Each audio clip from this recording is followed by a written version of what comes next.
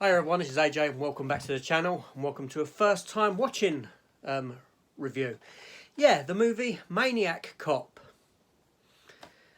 Let's talk about it.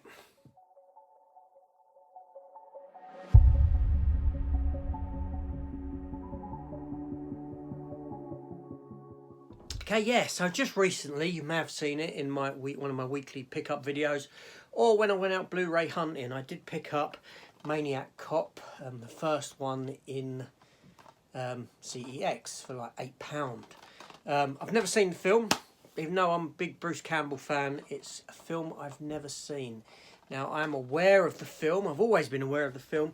I remember going to the old VHS video stores. I remember seeing this on the shelf because it had a sort of striking cover, a striking title.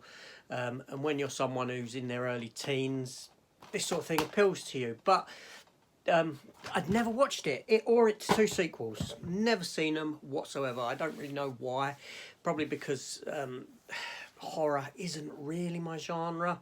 I don't mind some horror, but not, I'm not big on horror.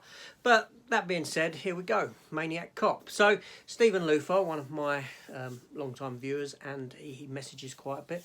He'd asked whether I have seen this film and that, and he was surprised that I hadn't, being it's a Bruce Campbell film and he knows my love for the actor Bruce Campbell. Thusly, I said that I would watch it. Yeah, so Maniac Cop. So what do I say about this film? So this film came out in 1988. It's got a runtime of 1 hour and 25 minutes. It's rated 18 and it's made on a budget of $1,100,000. Very small budget. Worldwide went on to gross just shy of $700,000 at the worldwide box office. Obviously, that doesn't include sales on DVD, Blu-ray and all that sort of stuff. The film is directed by William Lustig, who went on to direct the next two installments within the franchise also, and from a script by Larry Cohen. The film stars Tom Atkins as Detective Frank McRae, Bruce Campbell as Police Officer Jack Forrest, Lauren Landon as Teresa Mallory, who's another police officer. Richard Roundtree pops up in a role as like Commissioner Pike. And yeah, so this film itself, it opens, I'll give you a quick story rundown. It opens New York City, and there's this girl, you're introduced to this girl who gets mugged essentially, or attempted mugging. She runs off, she hides in a little kids play park only to see a police officer there. She approaches the police officer, big imposing fella, who picks her up by the neck, strangles her and breaks her neck. There we go. It's witnessed by the two muggies, shall we say.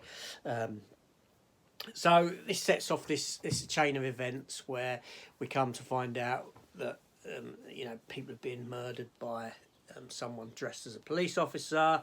Tom Atkins as Frank McRae is going about investigating it. We get introduced to Bruce Campbell's character Jack Forrest, who he's married. You're introduced to him with his wife, and his wife has feelings that he might be the killer. In fact, she actually gets a phone call saying that he that he is the killer, or it's implying that he is, and this sort of a thing.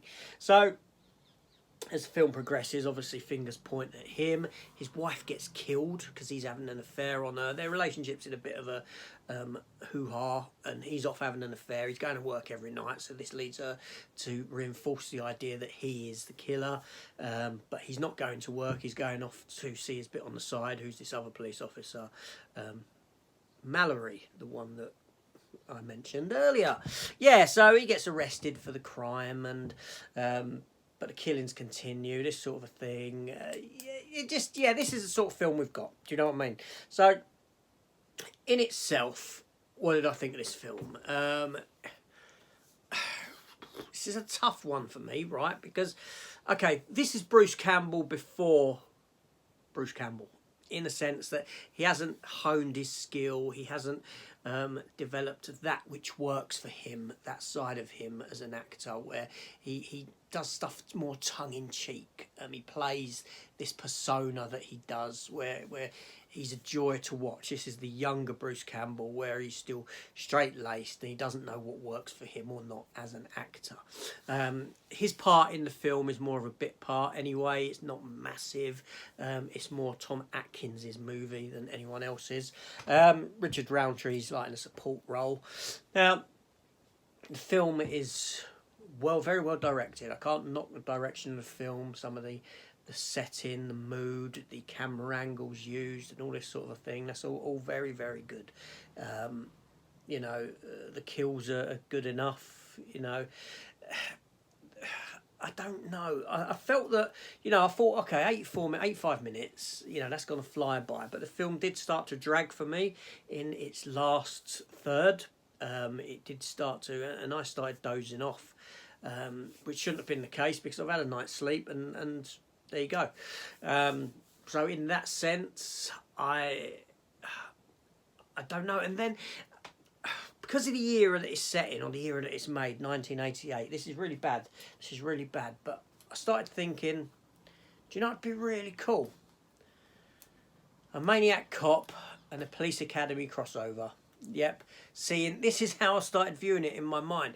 I started seeing Steve Guttenberg and his group of cronies hunting down the Maniac Cop. Yeah. Now, this delves into that sort of realm of horror where you've got the unstoppable killer. You know, you've got this you know, the Michael Myers, the Jason Voorhees, this sort of thing where no matter how many bullets he takes, no matter, you know, he gets up and he carries on. And it has the old tropes of, I'm going to run away from this bad guy. Bad guy doesn't have to run to keep up with me. No, he can just power walk or just take a leisurely stroll and he still catches up with me running at full pace. That happens a couple of times in the film. Yeah, but, you know, it was enjoyable enough. I liked enough for me to go and visit the sequels. I'm hoping that I'd actually prefer the second one over this one. I'm hoping it's one of them films where I see a second instalment and I'm like, do you know what? I prefer that to the first instalment, which sometimes does happen for me. I think it was just, it needed refining and honing in. It's not a bad film by any means, but like I said, this genre of movie does sort of, I do struggle with, and that's just me personal and my feelings, because I see the ludicrousness of it. I you know, I watch the ludicrousness of it, and the fact that I started comparing it to a comedy obviously isn't very good. In that I thought that would be a lot more fun, in a sense, to turn this into a comic type of thing, have some laughs, have Steve Guttenberg and Tackleberry and all them go after him. And this came at the end of the film when Bruce Campbell was chasing after him and all this sort of thing, when the geezer was getting away in the truck. Just before getting killed. That's when I started thinking Police Academy. But you know, anyway, so that's it. So it's an okay film. It's still dragged a bit at 85 minutes, and that isn't long. You know, to be honest, if it was 10 minutes shorter, it may have been better for me. 75-minute movie. Yeah, there we go. Anyway, this is AJ.